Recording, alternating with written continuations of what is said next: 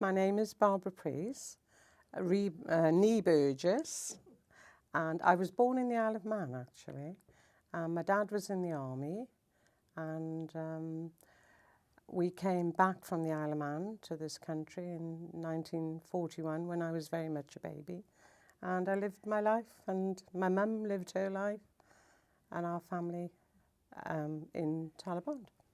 I wasn't very involved with the hall and the village for the first few years until Trimsters came along, and after I joined after the first couple of weeks and brought a friend of mine with me, Marion Stevens's sister, Betty, who became the secretary.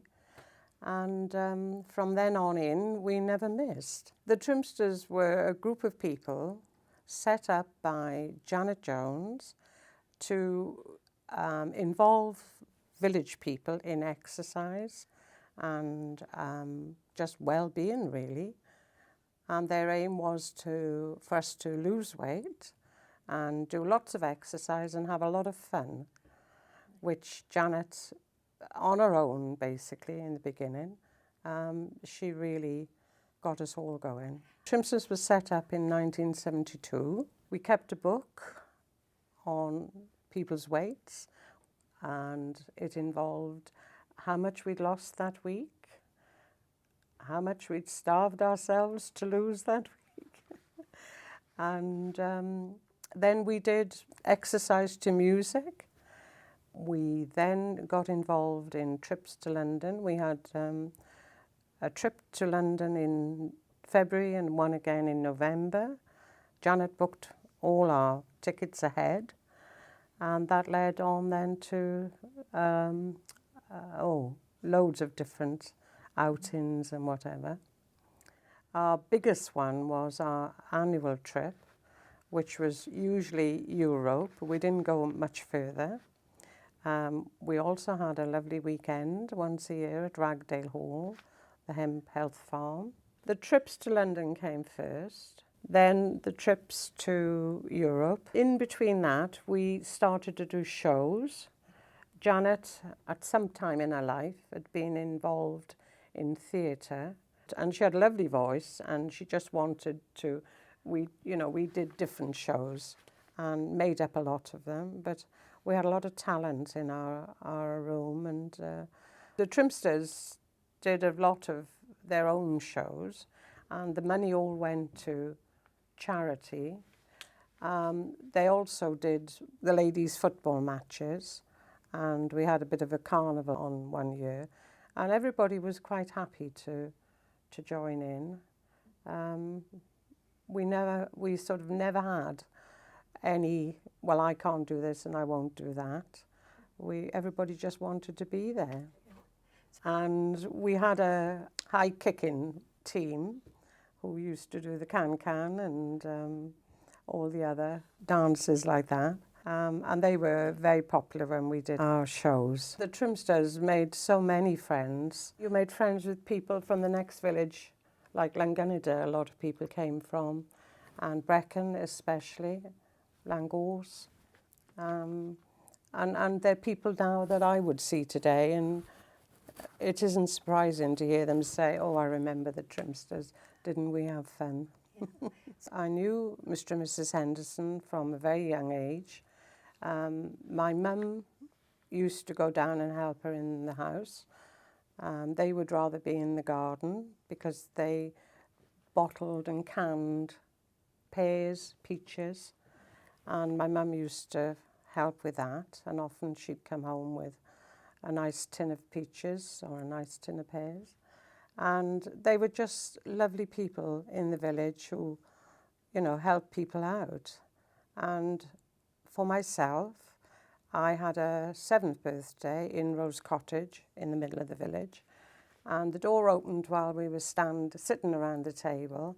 This very large, tall lady came in, and with a trug of pom-pom dahlias on her arm, and she said, "These are for you, Barbara, for your birthday." How nice is that? Yeah.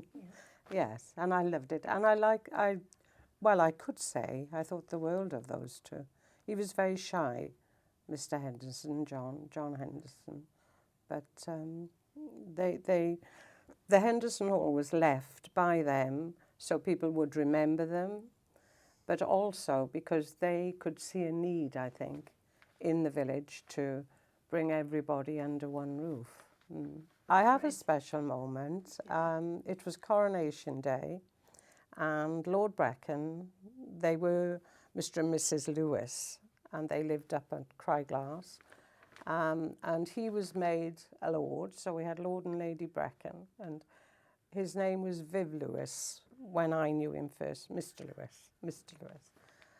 And on Coronation Day, he provided a party for the children of the village, and we had sports, and we had a race from the top of the Alps with the torches, fish and chips in the Usk, not fish, chips in the Usk. And we were leaving the school park that night, and it was a beautiful evening, and he came along this road here, as it would be, as we were coming over the bridge, and he'd got speakers on top of his Land Rover, and he was singing Some Enchanted Evening. And they say you have a memory. I think that's mine. The Henderson Hall has benefited from its very, very good committees and from the input of so many people. I think it struggled for a little while, the hall, with different committees, but I think, well, I can't put how many years to it, but I think this hall they would be so proud of it. And I also think the people in Talybont, even though they're not local now, I mean, you're not a local person, are you? And you're not a local person. And I think the input that the incomers have done for the village, I think is tremendous. Well, I think it's kept the community together, because if you hadn't had the Henderson Hall, and the youth of the village didn't have anywhere to spread their wings, really. And even when the Trimsters came along, I mean, it just brought the whole of the community, the villages outside of Talybont.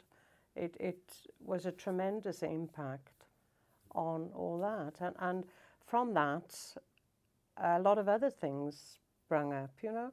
We used to have our Christmas. We had a Christmas party here for our Trimsters with our husbands. And that was wonderful because the men got to meet as well as the women. I think Mr. and Mrs. Henderson would be very, very proud if they came back to see what's happened in Talybont and by such lovely people.